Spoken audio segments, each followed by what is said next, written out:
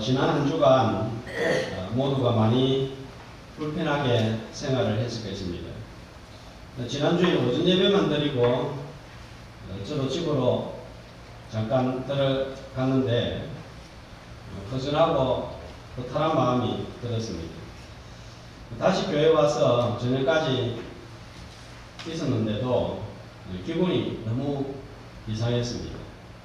주중에는 새벽 기도회가 드려지지 않으니까 마음이 안정이 되지 않았습니다. 저는 그래도 혼자 분당에 와서 기도하는데 매일 새벽에 나와서 새벽 기도 참석하신 분들은 많이 답답했을 것입니다. 신방은 생각조차 할 수가 없었습니다. 교회 밖의 생활도 마찬가지입니다. 누가 식사를 하자고 해도 할 수가 없습니다. 마스크를 계속 쓰고 다녀서 갑갑하고 쓰지 않으면 옆 사람에게 신뢰가 됩니다. 결혼식, 장례식을 알리는 것도 참석하는 것도 조심스럽고 신경이 쓰입니다. 마음대로 다니지도 못합니다. 장사도 안 됩니다. 사람을 만날 수도 없고 일도 못하고 운동도 못합니다. 폰에서는 수시로 긴급 전화 문자가 삐치 하면서 울립니다. 불편함과 답답함을 넘어서 혹시 내가 감염되지 않을까 불안하기 짝이 없습니다.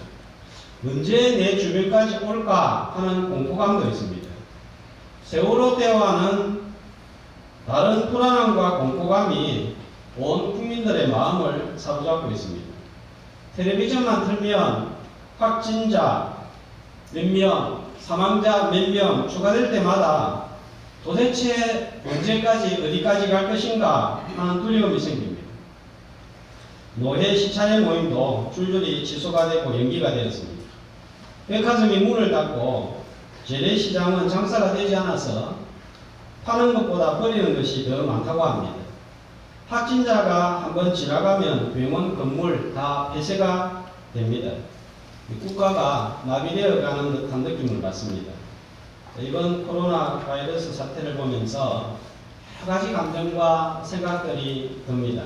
이런 복잡한 상황 가운데서도 이번 사태를 겪으면서 가지게 되는 첫 번째 생각은 평범한 일상이 얼마나 소중하고 감사한 것인지 깨닫게 됩니다. 평소에 뭔가 대단한 일이 벌어지고 큰 일이 벌어져야 기적이라고 생각하고 살았는데 기적이 따로 있는 것이 아니라 그냥 일어나서 밥 먹고 일하고 친구 만나고 가고 싶은데 가고 편안하게 다닐 수 있는 이것이 대단한 일이고 기적이구나 싶은 생각이 듭니다. 당연한 것의 소중함입니다. 매주일 예배가 마음만 먹으면 언제든지 드릴 수 있다. 당연한 것으로 생각했는데 이 당연한 것이 아니었다는 것입니다. 오늘처럼 찬송 안 부르고 예배를 드리는 것 상상이나 했겠습니까? 당연히 찬송 부르고 당연히 큰 소리로 기도할 수 있다고 생각했는데 그것이 당연하지 않다는 거예요. 매일 자고 일어나서 예배를 참석하고 마스크 끼지 않고 찬송 부르고 신방하고 식사하고 시간 되면 운동하고 학생들은 도서관 가고 일반인들은 직장 나가서 일하는 것이 참 이게 대단한 것이구나 감사하는 것이구나 이런 마음을 가지게 됩니다. 자, 우리만 이런 생각을 가지고 있었던 게 아니라 시편 3편 5절에 보면 시인도 이런 생각을 가지고 있습니다. 내가 누워 자고 깨었으니 여호와께서 나를 붙드심이로다. 자, 시인이 자고 깨는 거 이거 당연한 거잖아요. 이게 뭔가 대단한 일이지 않지 않습니까?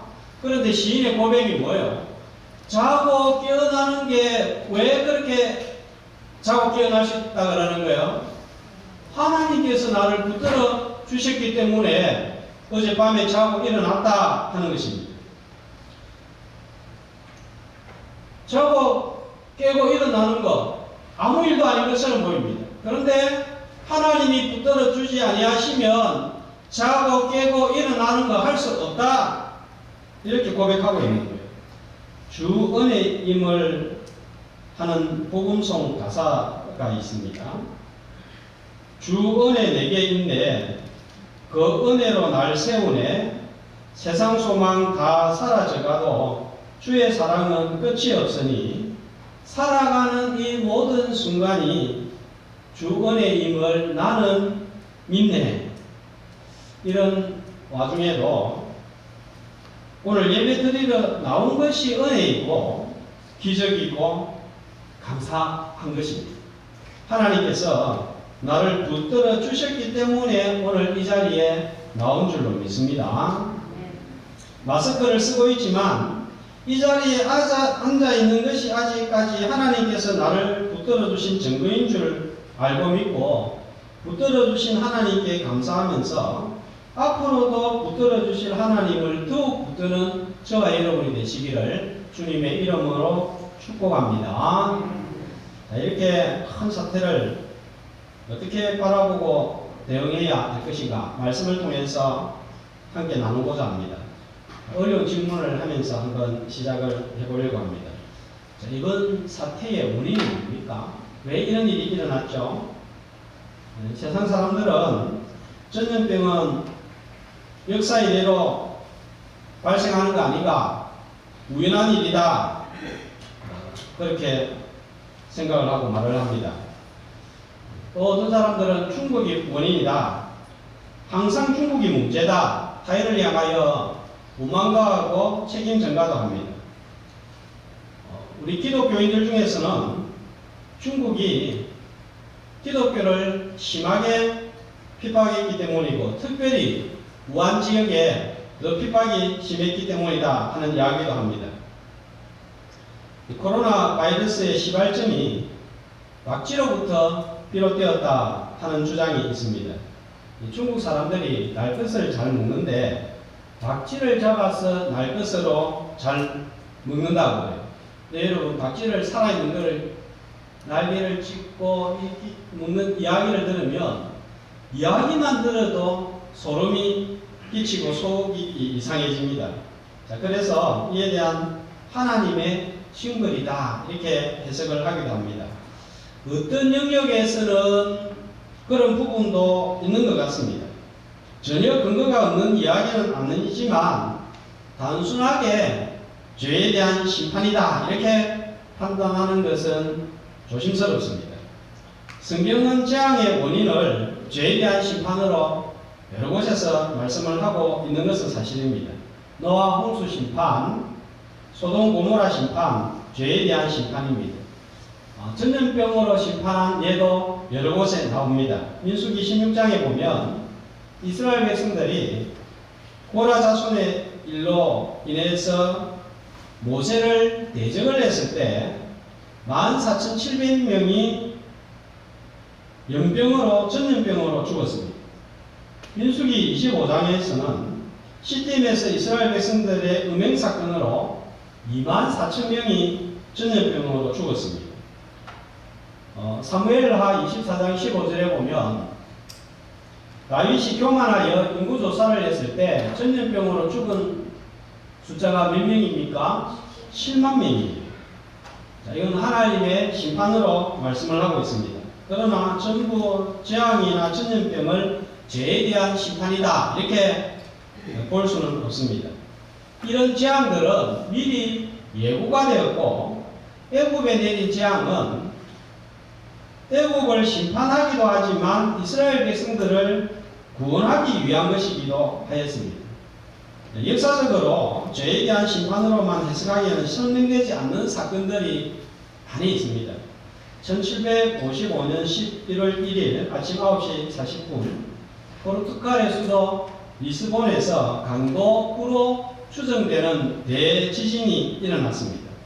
사진을 보시면 당시 기록에 의하면 이 대지진은 3분 30초에서 6분가량 계속되었는데 도처에서 땅이 갈라지고 검은 연기가 온 도시에 치솟고 자욱하고 한낮이 밤으로 변했습니다. 저렇게 해일이 두 번이나 다시 몰려와서 사람 가축 도시를 쓸어버렸습니다. 이때 최소 3만 명, 최대 10만 명이 목숨을 잃었고 도시와 항만의 85%가 폐허가 되었습니다. 특별히 이날 주일이었기 때문에 예배를 드리고 있던 많은 사람들이 목숨을 잃었습니다. 그런데 이런 지옥으로 변한 도시 속에서 딱 한 곳만 피해를 입지 않은 멀쩡한 지역이 있었습니다. 리스본의 창녀촌이었던 알파인이라는 지역이었습니다. 교회를 비롯한 모든 도시가 무너지고 죽고 파괴되었는데 악의 소굴이라고 할 수 있는 창녀촌만 멀쩡한 거예요. 재앙이 전부 죄에 대한 심판이라면 이런 사건은 어떻게 설명을 해야 되겠습니까?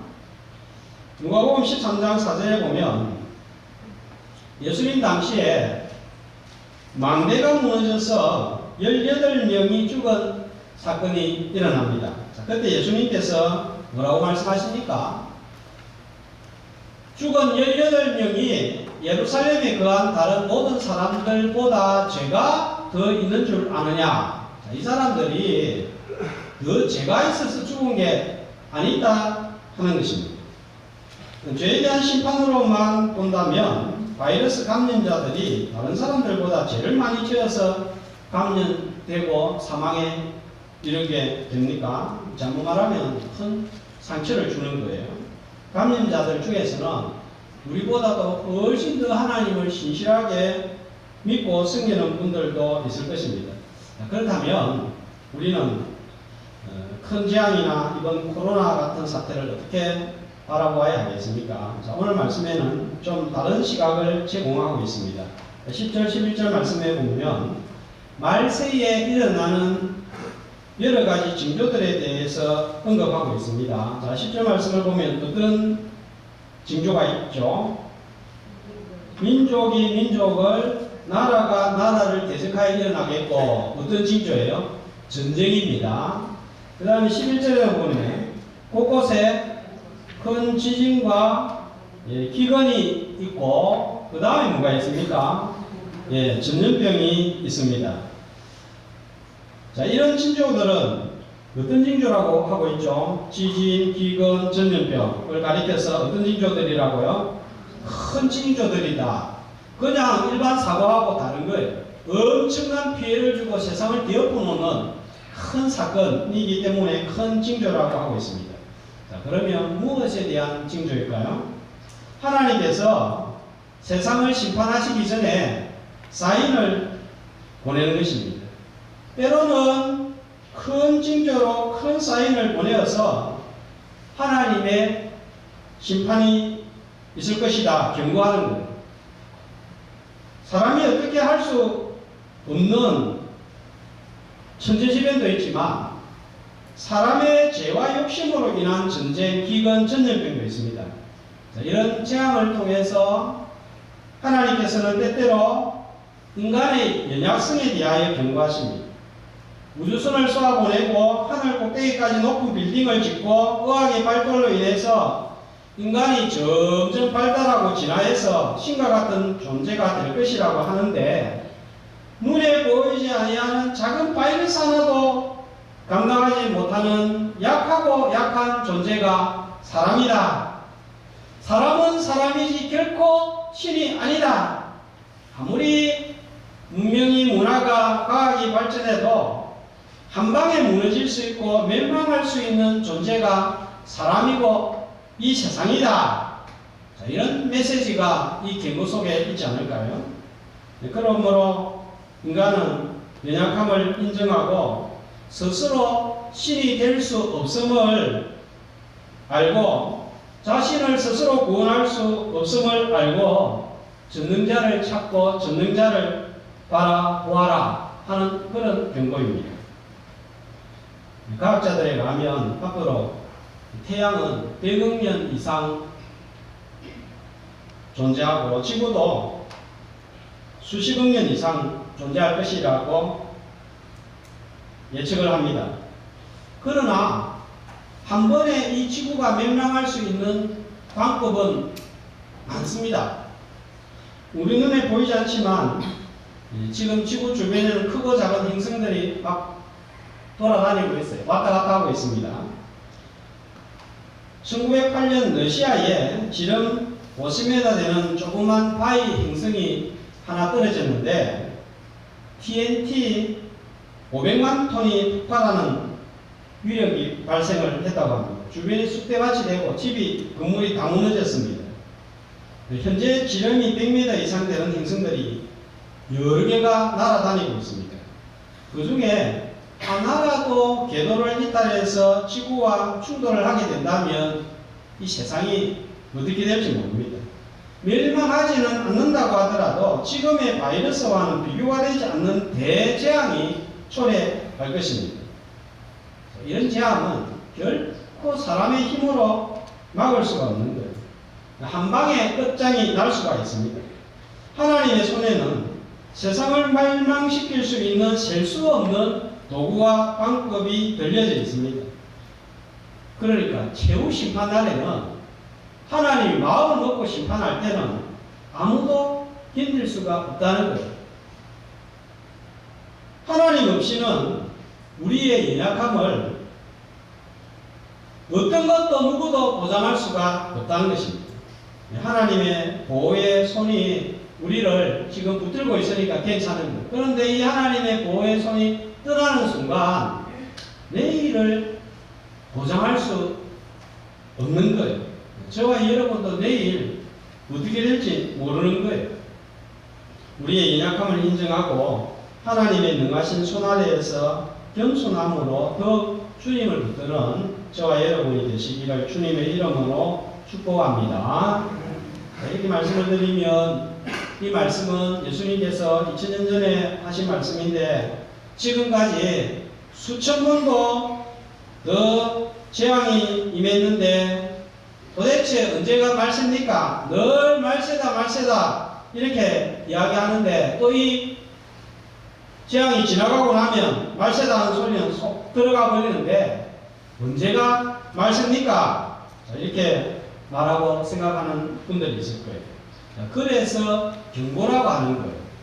우리의 시간 개념하고 하나님의 시간 개념은 많이 다릅니다. 베드로서 3장 8절에 보니까 주님에게는 하루가 천년 같고 천년이 하루 같은데 자, 이 한 가지를 어떻게 하라고요?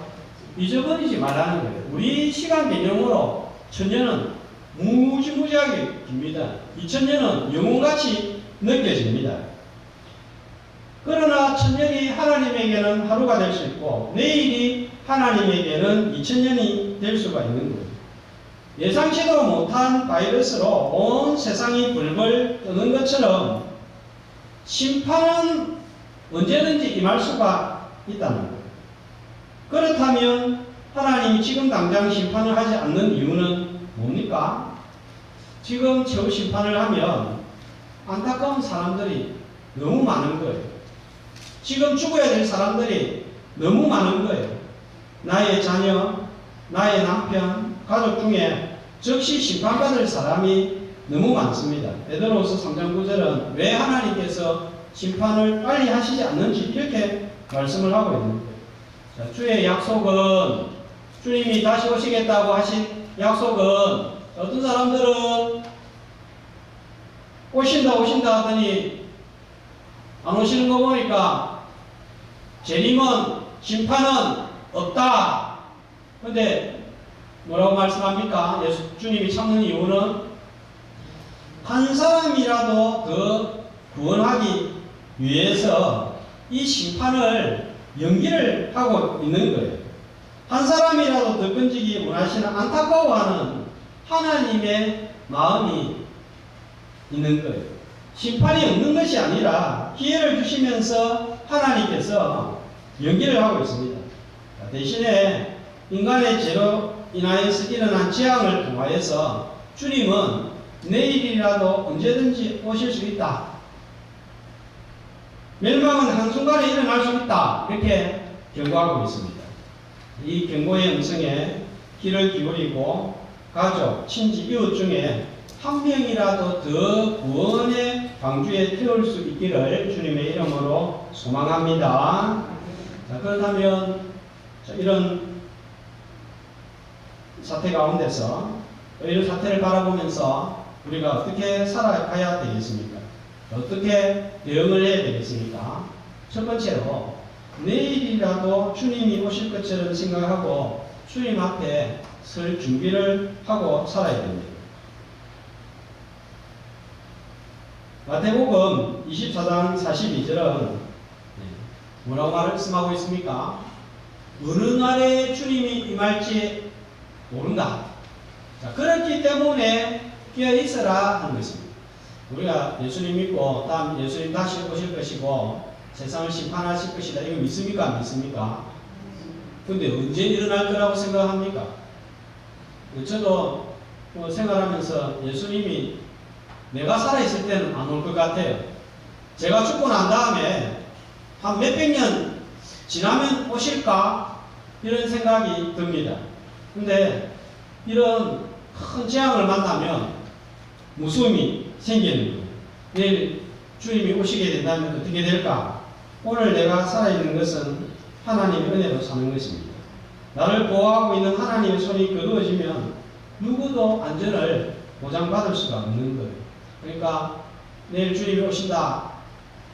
무섭죠? 두렵죠? 내가 내일 주님 앞에 선다 생각하면 자신이 있습니까? 언제든지 나는 주님 앞에 설 수 있는 자임을 알고 대비하며 살아야 됩니다. 어떻게 대비하면서 살까요? 성막 같은 삶을 살아야 하겠습니다. 지금처럼 어려운 시기에는 사람의 본성도 잘 드러납니다. 온 국민이 생명의 위협을 느끼고 마스크가 필요한데 이때를 이용해서 마스크 사재기를 해서 이윤을 챙기고자 하는 사람들도 생깁니다. 자기만 아는 이기심이 그대로 표출이 되는 거예요. 성도들은 이런 상과 구별되게 살아야 됩니다. 자, 성막 사진을 한번 보겠습니다. 바깥에 무엇으로 둘러쳐져 있습니까? 저게 세마 포장입니다. 하나님이 계시는 곳은 광야와 구분이 되어 있는 거예요. 바람이나 모래 같은 세상 것들로부터 막아주고 구별을 합니다. 그런데 색깔이 무슨 색깔입니까? 흰색입니다. 자, 흰색은 예수 그리스도의 깨끗함, 순결함, 공의를 상징합니다. 성도들이 쳐야 할, 또 포장해야 할 포장지가 뭡니까? 바로 저 세마포 포장이, 세마포 옷입니다. 죄의 연병으로부터 차단된, 구별된 옷을 입어야 되는데 그게 바로 세마포 옷인 거예요. 자, 세마포 옷이 무엇입니까?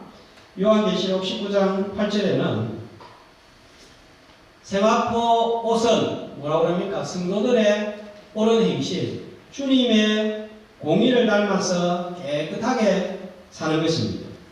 언젠가 주님 앞에 설 것인데 옳은 행실로 주님 닮은 의의 옷을 입고 주님 앞에 깨끗하게 떳떳하게 설 수 있는 저와 여러분이 되시기를 주의 이름으로 축복합니다. 자, 두 번째로 내가 사는 것이 아까도 말씀드렸지만 하나님의 은혜임을 인정하고 기억하면서 살아야 됩니다. 오늘 내가 하루를 살고 잠자리에 누웠다가 내일 일어나는 것 너무 평범한 것 같지만 이번 사태를 겪어보니까 내일 못 일어날 수도 있다. 그런데 일어나게 되는 것은 하나님이 나를 붙들어 주시기 때문이다. 자, 이것을 인정하면서 사는 거예요. 오늘 우리가 가지고 있는 이 하루 주님의 은혜 때문에 살아있는 것입니다. 세 번째로 상식을 따라서 살아야 되겠습니다. 국민 예방 수칙 따라서 살아야 됩니다. 손 잘 씻어야 되고 마스크 해야 되고 기침할 때 옷소매로 가려야 되고 외출은 자제해야 되고 사람 많은 곳 피해야 됩니다. 모임도 가능하면 미루는 것이 좋습니다. 하나님께서 지켜주시니까 괜찮다. 이상한 소리를 하는 사람들이 있습니다. 하나님께서는 우리를 보호하시되 우리의 주의와 의사와 병원의 지시를 통하여서 보호하고 지켜주신다는 사실이에요. 다들 들었겠지만은, 보았겠지만은, 신천지에서 설교인지 방송인지 통해서 이렇게 말하는 것을 들었습니다. 우한에 우리 교회 있잖아. 거기는 존댓말도 안 써요. 그냥 우한에 우리 교회 있잖아. 중국에서 700명이 넘게 죽고 3만 명 넘게 확진자가 나오는데 우리 신천지 교회 성도는 한 명도 안 걸렸다. 우리가 신앙 가운데 믿음으로 제대로 서 있으면 우리 교인들은 하나님이 지켜주시고 보호해 주신다. 그렇게 말하니까 앉아있는 사람들이 전부 다 아멘 했습니다. 이건 신앙이 아니고迷信이고 강신도예요. 온 나라에 연병이 되고 있습니다. 그렇기 때문에 네 번째로 이런 사태를 보면서 필요한 것은 우리가 건강한 신앙을 가져야 한다는 거예요. 14세기 유럽에서 흑사병으로 인해서 유럽 인구 3분의 1인 2천만 명이 죽어나갔습니다. 그리고 10년마다 주기적으로 이런 전염병이 도니까 나중에는 유럽 인구 절반이 죽었습니다. 이런 일들이 생기니까 너무 마음이 불안하고 초조하니까 두 가지 반대되는 현상이 생겼습니다. 첫 번째로는 신은 죽었다, 신은 없다, 신이 있다면 어떻게 이럴 수 있는가 하면서 교회를 이탈하는 사람들이 많이 생겨났습니다. 반대로 한쪽에서는 이럴수록 불안하고 초조하니까 하나님을 찾아야지 하면서 신앙에 열심인 사람들이 생겨났습니다. 자기도 죽을 수 있다는 두려움 때문에 하나님을 붙들었는데 이상한 방법으로 신앙생활을 했습니다. 자기가 죽을 거면 구원을 받아야 되는데 구원을 못 받는 거예요. 자기를 생각해 보니까. 그래서 한 일들 중에 하나가 돈을 많이 들여서 성화 그림, 예수님 그림, 12제자 그림, 뭐 이런 그림을 있잖아요. 그죠? 그런 것들을 화가한테 부탁을 해서 돈을 많이 내고 사서 교회에 기증을 하고 또 한 가지는 아예 돈이 있는 사람들은 예배당을 건축해서 교회에 바치는 것이었습니다. 이렇게 하면 보호를 받고 구원을 받을 수 있을 것이다 하는 이상한 구원관이 생겼습니다. 이 결과 미술이 발달하고 인문학이 발달하고 교회가 많이 지어진 유익은 있지만 말씀과는 동떨어진 구원관이 생겨나고 광신도 같은 생각이 생겨났습니다. 여러분 구원은 어떻게 얻습니까? 에베소서 2장 8절 9절 너희가 그 은혜에 의하여 믿음으로 말미암아 구원을 얻으나니 이것이 너희에게서 난 것이 아니요 그랬습니다. 자기가 그림을 구해가지고 교회에 갖다 바친다고 교회 건물을 지어준다고 구원 얻는 것이 아니라 믿음으로 얻습니다. 어떤 단체에 소속을 해야 구원을 얻는 것도 아닙니다. 그런데 가만 보세요. 세월호 사건 때에도 그렇고 이번 코로나 사태도 그렇고 그 중심에 이단이 자리를 잡고 있습니다. 세월호 사건 때에는 구원파 유병원이 배후에 있었고 이번에는 신천지가 코로나 바이러스 확산에 결정적인 역할을 하게 되는데 자기 신분을 숨기고 심지어는 거짓말을 하면서 이 문제를 더 키우고 있습니다.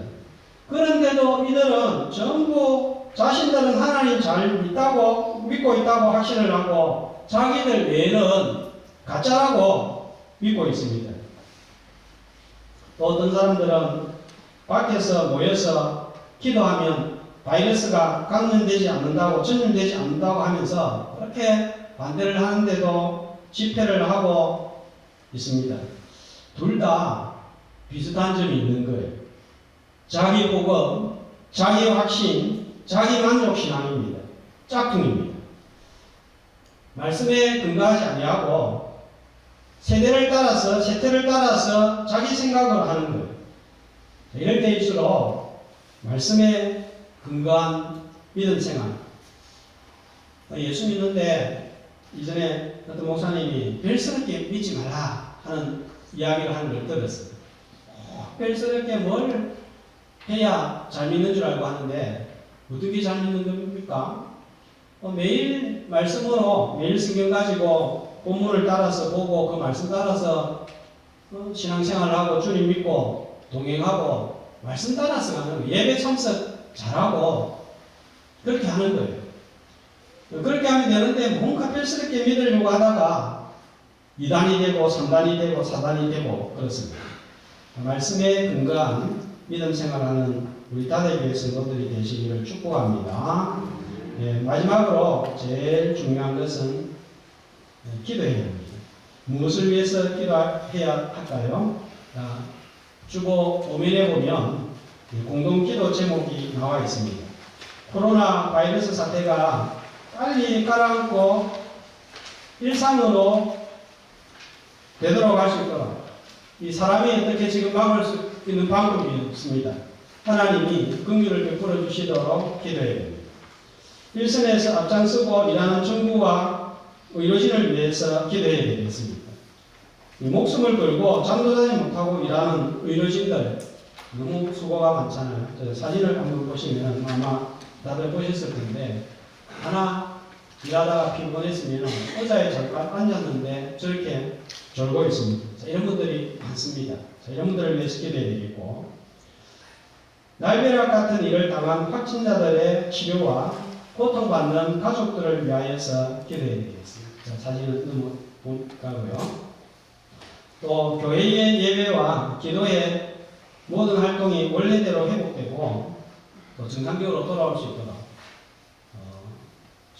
정말 예상하지 못한 일이 지금 발생한 것은 일제시대에 예배드리면 때려 죽인다고 감옥하고 환난과 핍박을 당해도 예배가 중단된 적이 없습니다. 그럴수록 더 모여서 기도하려고 했습니다. 그리고 고문을 당하면서도 예배를 드리고 새벽 기도가 사라지지 않았습니다. 자, 그런데 이번에는 이상한 일이 발생한 거예요. 이거는 환난과 핍박도 아닌데 예배를 드릴 수 없는 그런 상황이 닥쳤습니다. 예배를 지금 상황에서는 안 드리는 사람이 잘못됐다 이런 건 아니에요. 성경에도 보면 다음에도 제가 말씀을 전할 수 있는 기회가 있을지 모르겠지만 이런 전염병이 있을 때는 사람들을 격리하고 또 분리하는 그런 일들도 했기 때문에 이렇게 격리하고 또 예배를 중단하는 것이 비성경적이다 이렇게 볼 수는 없습니다. 그렇지만 얼마나 답답해요. 한국 기독교 135년 역사에서 이런 일은 처음 일어난 거예요. 하나님 빨리 다시 예배가 드려지고 기도회가 드려질 수 있도록 도와달라고 그렇게 하나님 앞에 기도해야 되겠습니다. 뿐만 아니라 이번 기회를 통하여서 늘 누군가를 의지해서 신앙생활을 했는데 이제는 내가 혼자서라도 말씀을 보며 기도하는 경건 생활을 가지는 그런 기회가 될 수 있도록 또 기도해야 되겠고 지금은 누가 잘했다 잘못했다 떠나서 온 국민이 하나가 되어서 함께 극복하는 지혜와 성숙한 마음을 주시도록 기도해야 되겠고 이번 기회를 통하여서 악의 실체가 드러나서 악이 변하여 선이 되도록 이런 배후에도 우리가 알 수 없는 하나님의 섭리가 있을 거예요. 합력하여서 선이 이루어지도록 그렇게 기도해야 하겠습니다. 주님의 경고하심에 두려움으로 세마포 옷을 입고 주님 앞에 언제든지 설 준비를 해야 합니다. 오늘 하루의 삶에 감사하고 상식을 지키고 건강한 신앙을 소유하고 기도함으로 이번 기회가 오히려 우리의 믿음 생활에 큰 유익이 되도록 대응하는 지혜로운 성도들 다 되시기를 주의 이름으로 축복합니다.